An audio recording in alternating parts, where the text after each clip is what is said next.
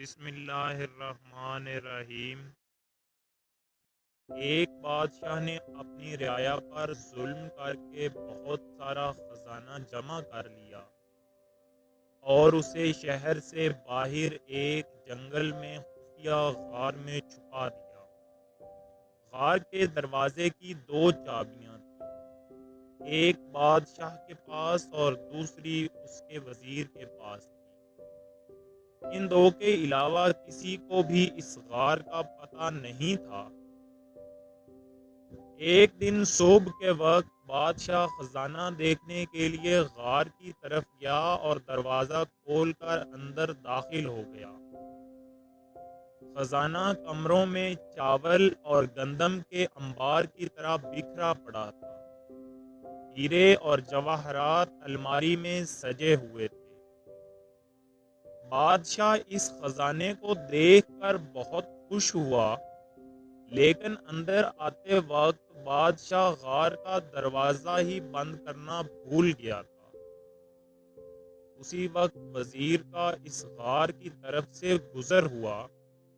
وزیر نے جب خزانے کا دروازہ کھلا دیکھا تو حیران رہ گیا۔ وہ سمجھا کہ غلطی سے دروازہ کھلا رہ گیا ہے۔ اسی خیال کے تحت اس نے دروازہ باہر سے بند کر دیا اور محل پہنچ کر یہ بات بھول گیا۔ جب بادشاہ ہیرے اور جواہرات کا معائنہ کرنے سے فارغ ہوا تو واپسی کا سوچا، لیکن جب وہ دروازے کی طرف پہنچا تو دیکھا کہ وہ تو بند تھا۔ بادشاہ نے دروازے کو خوب زور زور سے پیٹنا شروع کر دیا اور ساتھ ساتھ چلاتا بھی رہا، لیکن اس ویران جنگل میں اس کی آواز سننے والا کوئی نہ تھا۔ وہ واپس اپنے خزانے کی طرف گیا اور ان سے دل بہلانے کی کوشش کرنے لگا، لیکن بھوک اور پیاس کے ہاتھوں مجبور ہو کر وہ پھر دروازے کی طرف گیا۔ اس نے چیخنا چلانا شروع کر دیا اور پھر تھک ہار کر وہ واپس اپنی جگہ پر آ گیا۔ بھوک اور پیاس کی شدت اتنی بڑھ گئی تھی کہ آخر وہ ہیروں سے بھیک مانگنے لگا۔ اے قیمتی پتھر، مجھے ایک وقت کا کھانا دے دو۔ اسے ایسا لگا ہیرے اس کی سادگی پر زور زور سے ہنس رہے ہیں۔ اس نے ایک ہیرا اٹھایا اور زور سے دیوار پر مارا، پھر موتیوں سے اپنی فریاد کرنے لگا، اے قیمتی موتیوں، مجھے ایک گلاس پانی دے دو۔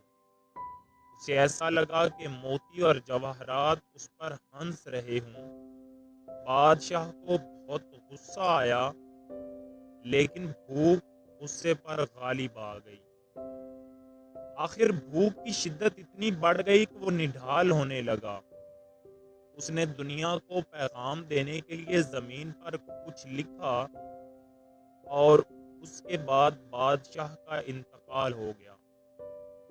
وزیر بادشاہ کو تلاش کرتا ہوا اس غار کی طرف سے گزرا تو اس نے سوچا کہ بادشاہ کے خزانے کا کچھ اتا پتا کریں۔ جب وہ غار کے اندر داخل ہوا تو دیکھا کہ بادشاہ مرا پڑا ہے اور زمین پر لکھا ہے، دولت کسی کو زندگی نہیں دے سکتی۔